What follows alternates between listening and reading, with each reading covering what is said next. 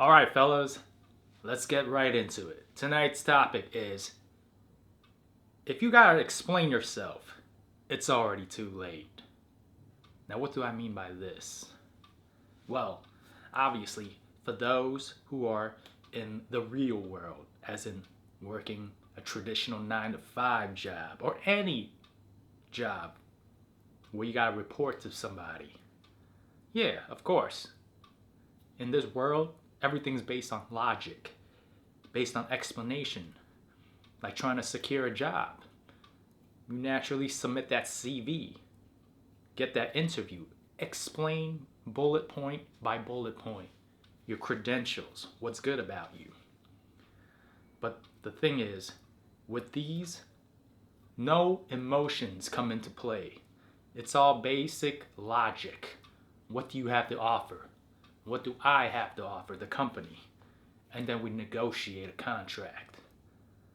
Now, when it comes down to relationships, whether it be romantic or platonic, sure, you might say, hey, that's also transactional, and to some degree, that is true. But here's the kicker. The overwhelming truth is,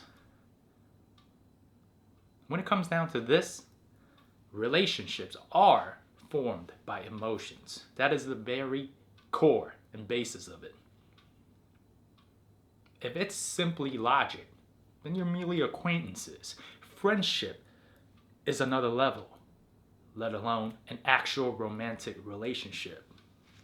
So, if you find yourself having to explain yourself, to really break down the pros and cons, what makes you worth keeping as a friend or keeping as a boyfriend, well, guess what? It's already over. Because the overwhelming majority of what holds these bonds together is how you feel, is your emotions.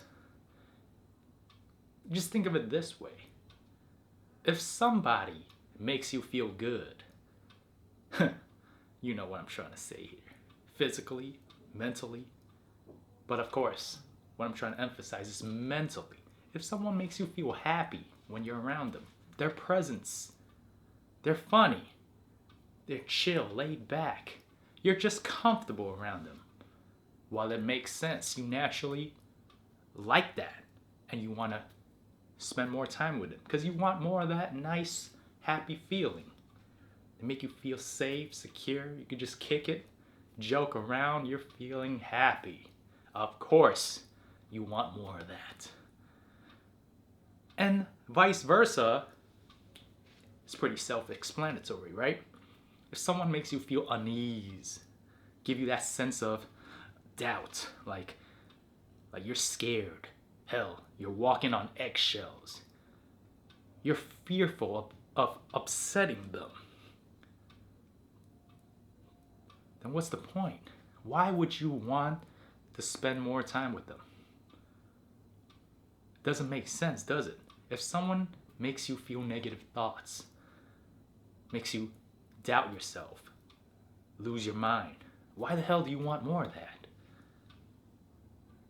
Now let's not dive into the nuances of it, like of trauma bonding and that. We're talking about the very basics. You like what you like, and what you don't like, you don't want more. You stay away from it. It's forgetful. You're gone. So naturally, when it comes down to relationships, if someone's not making you feel good, you're going to stay away. It all makes simple sense. So there is absolutely no use in trying to explain yourself or make out all these logical points. Having relationship talks, that's why. This is where I'm going with it. When you have to reconvene, have strategic meetings, talks with your spouse, with your girlfriend, with your friend who is taking advantage of you, who ain't appreciating you, you're wasting your time.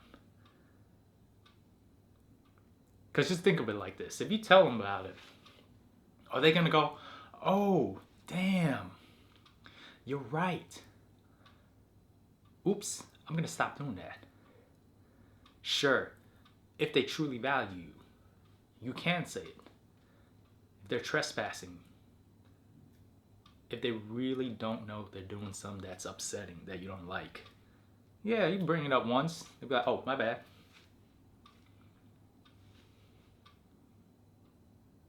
But that's the key difference between trying to logic your way into attraction as opposed to action. This is where people make that mistake. You see, things that are bothering you that they're doing, it is an action, an inanimate thing that you can control. It's not a feeling or it's not an emotion. It's simply an action you tell them, hey, don't do it. Like, okay. But when it comes to logic with emotions, trying to make someone appreciate you, trying to make someone like you, trying to make someone love you, that simply doesn't work. Because it's like applying oil to water, water to oil. The medicine doesn't fit the disease. You're trying to fix the wrong thing, and it simply cannot be done. Listen to this.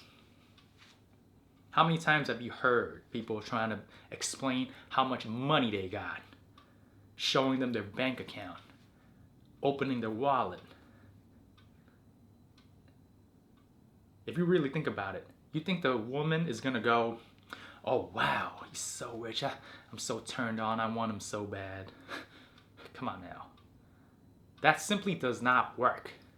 Now, let's say if you were actually physically attractive, you're a charming fellow, then you could see how that makes sense. It's like, whoa, yeah, it turns me on. Yeah, definitely. And same goes with logic. If you need to make those bullet points, if you need to show them that PowerPoint presentation, that TED Talk, hey, these are the reasons why you should love me, why you should appreciate me. Of course, it does not work. Same with the other way around. These are the reasons why you should hate me. Now, hate is much easier though, because you do things, physical actions that ruin them. Maybe steal their money, beat them up. Then of course they'll hate you. Hate is much easier. Love and appreciation? Nah, you can't. The only way that'll work is by removing yourself. This is the key psychological issue. Anything that we get enough of, when it becomes routine, it becomes so ingratiated in our everyday lives that we just take it for granted. Just like how I'm able to have a bed every night to sleep on. So you're not gonna be so appreciative of your bed every night. Right before bed, you're not gonna go, oh man, I'm so grateful I got a roof above my head. I'm so grateful I got this bed that I could sleep on.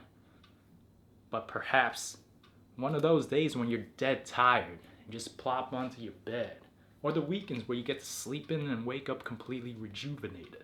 Of course, you're going to be much more appreciative because that is exactly what you're lacking and what fulfilled you. But if things are a routine, you're going to forget about it until it disappears. Just like when you get sick. You don't get sick all that often, but once you do, you really appreciate the days when you're not sick. Being sick sucks. Catching the common cold, yeah. I'll never get used to it. It's like, you don't go, just another cold, no biggie, man. No, it freaking sucks, man. Sometimes you get chills, runny noses, the coughs, the phlegm, everything. Hell, even having hurt your knees, legs, not being able to walk right. You really appreciate being able to walk. That's why it is important that if anybody is not appreciating you, no longer loving you, you're not getting what you want out of them, you got to remove yourself. Punishment, repercussions, logic, relationship talk. None of that works. And honestly, you could probably see where I'm going with this. You already know. I'm definitely against marriage counseling, relationship counseling, therapy. That doesn't work. If you really want therapy, get it for yourself. It might unlock certain things, blind spots that you didn't think of. But when it comes to relationships, two people, that is going to shift straight to logic. And like my topic says, logic does not work at all when it comes to emotions. You just gotta let them feel. And they're not appreciating you, get rid of it, remove it, cut it off cold turkey. And if they still don't come back, if they don't start appreciating that, then you know they really didn't care.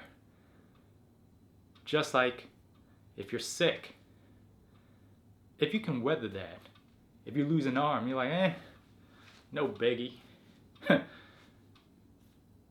That doesn't make sense, right?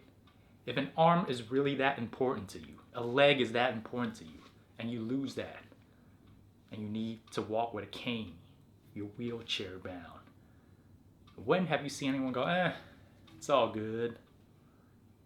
Of course, you'll be sad and depressed. But on the flip side, people bounce back quick. Give yourself a certain amount of time, a few months, maybe even a year.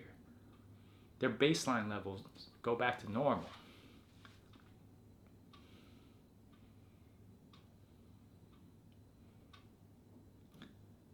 But you have to initiate a drastic shift.